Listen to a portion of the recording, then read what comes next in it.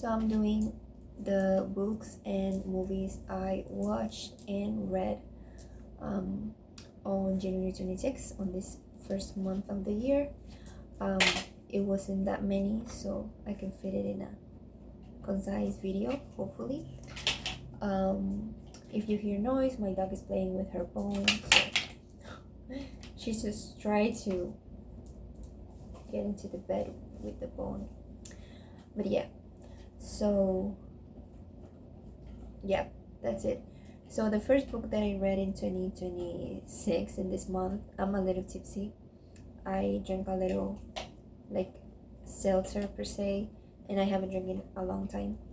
So yeah, I usually don't enjoy drinking, but I'm home alone, and I don't know if, for me, out of the topic, but the times that I drink, if I'm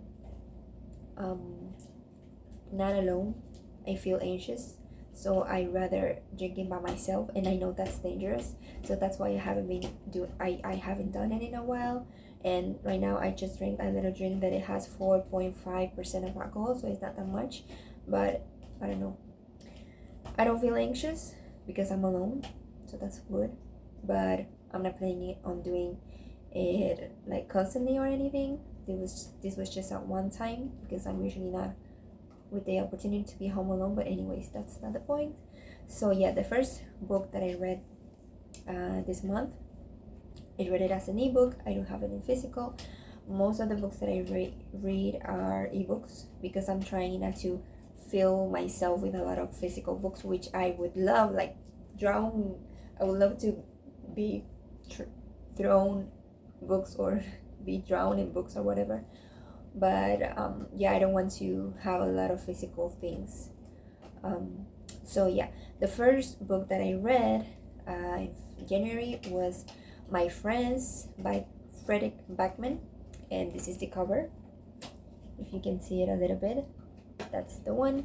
And I read it because it was not a recommendation, but I saw it in a video of a booktuber that I watched, and it sounded like my kind of book, like my kind of genre or topics that I'm attracted to. And I'm usually attracted to slice of life and just kind of people living their life and having their normal struggle, like everyday life. And so, like, literary fiction, I think that's the genre. I'm still haven't dipped my toes in a lot of genres like fantasy and romance and all of that, but I read it and I enjoyed it. I gave it 4 stars. I listened like half and half, or here and there I listened to the audiobook, and it was good. I got hooked since the beginning. I enjoyed it because it was more focused on teen and children's life, like children life.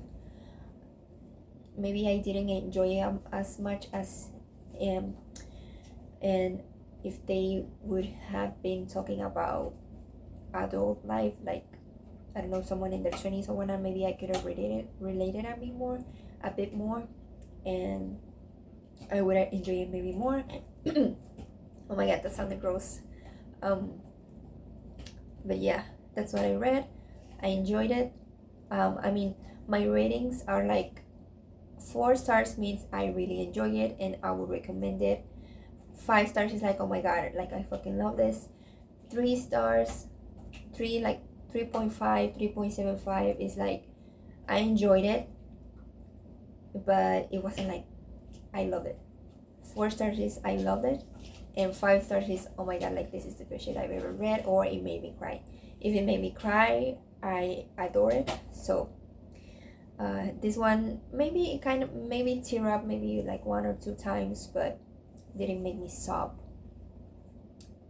Trying to remember a book that has made me sob. I don't remember it right now on the top of my head. I haven't read that many books yet.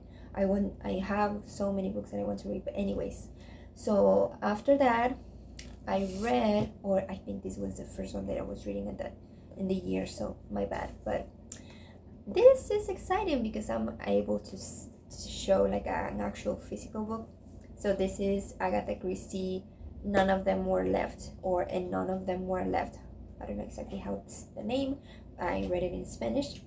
I found it secondhand on a secondhand store in my city, and I was like, oh, let's give it a try. I mean, I've heard a lot about Agatha Christie. I know he's a very well known author. So, and there weren't that many options in the secondhand bookstore. So I just grabbed this like she's a very well known author, so I might as well grab it. So I took it and I read it. It was entertaining, but I mean, it was entertaining. It was fast to read. It was good. I think I gave it, I don't even remember. Oh yeah, I have it here. So I gave it, let me see. I gave it 3.75 stars to And None of Them Were Left by Agatha Christie. It was entertaining. It was like with mystery and whatnot. It wasn't like scary or anything. It was just like a mystery read. It reminded me a little bit about Knives Out, the movie. I don't know if that movie is based on a book or anything, but it kind of had the vibe of a certain amount of people going to an island and like a mystery happening and whatnot. It's a murder, whatever, murder mystery. It was entertaining. I mean, I would recommend it just to entertain yourself, but it wasn't like mind blowing or anything. But you know, I still enjoyed reading it. And yeah, I gave it 3.75 stars. The next one that I read was The Perfume by Patrick Susskind. I don't know if that's how you pronounce it. But yeah, I read it and I got it also in the secondhand bookstore. This wasn't on my radar or on my TBR or anything, but I remember watching the movie when I was younger. A child shouldn't watch the movie, but I watched it for some reason. And yeah, I just remember it, and I thought, I mean, it's a popular movie or history or whatever story. So I got it, and this was honestly, I think, for most of the. So the name of the book is The Perfume: History of a Murderer. That word I cannot say it, but you know. And I was waiting. I was kind of expecting to have like a more detailed, I don't know, description of what he was doing to get the perfume off of these people. Spoiler alert, he takes the perfume from people. Because I remember like the little snippet of the movie that I remember was that he was taking like perfume out of a lady's body, and he does that, but he gets into it like in the last fourth of the book, kind of. So you're reading the book, is waiting and waiting and waiting and waiting, and he gets to it like in the last fourth of the book. And the ending also, it was kind of really fast, like really rushed. So yeah, for most of the time that I was reading this book, I was just kind of rushing through it to get into the murders, and they were a little disappointing because he only kind of described just one. But I mean, maybe it's not needed to describe all of the murders or whatever, but I would have liked to be more into the process and his mindset or when he was doing the things that he was doing. And we got into a lot of tantrums, or you know, stories of people that we didn't even care about or that weren't really that important, at least for me. I don't know. So I wouldn't recommend this. Yeah, I give it 3 stars. It was, I wouldn't recommend it. It was kind of I don't know, it was not boring, but I was just rushing through it. I just wanted to finish it, and that's it. And right now, I'm reading. I'm like 64% of We Used to Live Here. I'm looking for the cover right now. Okay, so yeah, We Used to Live Here by Marcus Clearware. I don't know how you pronounce it, but this is the cover. It's another popular book, and I also been I've heard about this book in a YouTuber that I follow a lot, or that I watch a lot, and I don't know, I just decided to get into it. I started reading it, and I'm enjoying it so far. It's kind of thriller mystery. As I said, I'm like 64% of it in the book, and so far it's good. It's entertaining. I mean, it's about this family. I mean, spoiler alert. This family that goes visiting this a couple that is living like basically in the middle of nowhere in the forest, and suddenly in a random day or whatever.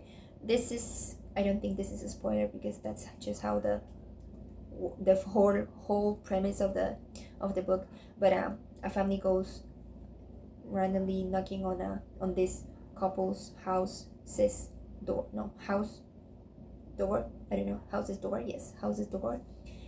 And they are like, oh, we used to live here when I used to live here, like the father of the family. I used to live here when I was younger. Can we come in and just show my kids around and my wife around, just to show where daddy used to live, basically.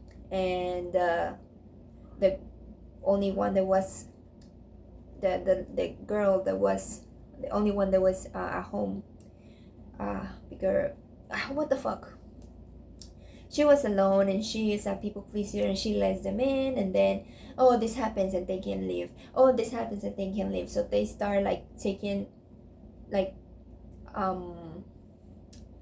invading her space and whatnot, and she starts like what the fuck, these people need to live and whatever. So strange things start happening. I'm think I'm starting to get into the, kind of a little more explanation on what's really happening. But yeah, I'm planning on reading a little bit more of this after I read this at night. I finished this, sorry. So yeah, and those are the books. And now about the movies. So I haven't been watching that many movies. There's a few more movies that I've started with my sister, but I start a lot of movies and I never finish them with my sister. Usually the ones that I start myself, I do finish them, but yeah, I usually don't track those ones. So, but I'm just going to talk about, I don't know, the movies that are more mm, I don't know how you call it, like more like a highlights. So the first one that I watched in January was on the 1st of January, and it was Only Lovers Left Alive. It's a movie with a really good cast, and it's kind of like vampires, and yeah, kind of like that. They're trying to hide it and trying to get their food, and yeah, I don't know how to describe it, but it was good. I gave it 3.5 stars. You see, like 3.5 stars is like, it was good, but it wasn't like, oh my god, I really like this movie. It was like, it was good. It was pleasantly, it was visually pleasant. Another one that I watched on the 10th of January was Splitsville with Dakota Fanning, Dakota. Oh my god, my mind is somewhere else. Dakota Johnson, not Fanning. Splitsville. It's like a comedy, like a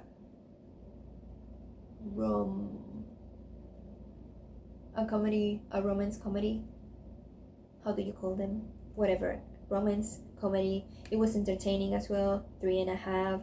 I watched this movie Disney movie called Elio, I think it's Elio, and it was surprisingly good. I mean, I usually not someone that enjoys Disney movies, but this one I really liked it. It was wholesome and it was cute and funny. It made me laugh quite a few times, and I said this before, but I appreciate when any kind of media makes me laugh. So I gave it 4 stars. I also watched The Hand That Rocks the Cattle. Rocks the Cattle, yes. And I gave it 3.5 stars. It's like a thriller about a nanny that goes be a nanny on this rich family's house, and then we discover that this nanny has a connection with the owner of the house, like the mom, and some things start happening. Basically, she gets in purpose on this family's life. She has like some mysterious intentions or whatever. I went watching to the movies 28 years later. I really like this one because it made me laugh again and it was fun. If you have already watched it, when he gives the show, it was really like hell. Like I was thinking to myself, hell yeah, like you're giving us a show. Oh, I don't know, it was fun. Like maybe it was very not expected of the movie, or yeah, but I enjoyed it. It was like a little bit of like what's happening, and hell yeah, give me more of this. So I enjoyed it. It was fun, it was entertaining. Hell yeah, give us all, girl. And I enjoyed it. I give it 4 stars. Then I watched Bottoms, another movie that had been on my watch list for a long time. I really enjoyed it. Really, really, I mean, I enjoyed it. I give it 4 stars. It was good. It gave really nostalgic vibes about the movies, like comedy movies, silly movies on the early 2000s. So I enjoyed it. I like that about that movie. Then I went watching The Housemaid with my sister. And this one I also enjoyed. I wasn't expecting to like it because I have heard that it was an adaptation from a series of books. I haven't read the books, but I just went watching it because my sister wanted to watch it, and I enjoy it because it made me laugh again on the tooth scene. If you know, you know. It made me laugh like I was laughing. I couldn't help myself. I was laughing on the cinema, on the movie theater, and yeah, it was entertaining. It was entertaining. It doesn't have to be like, oh my god, this masterpiece for me to like a movie. I've learned that if it was entertaining and you really enjoyed it, you can give it 4 or 5 stars even. So yeah, I gave that 4 stars. Then today I just like before I started filming this, I watched But I'm a Cheerleader. um yeah, this was released in 1999, the year that I was born, and I've heard a lot about this movie. Like some people have mentioned it before, but I didn't know what it was about.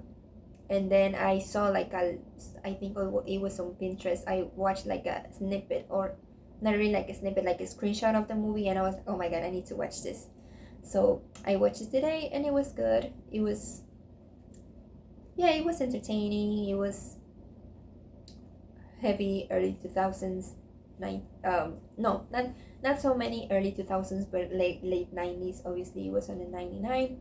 So yeah.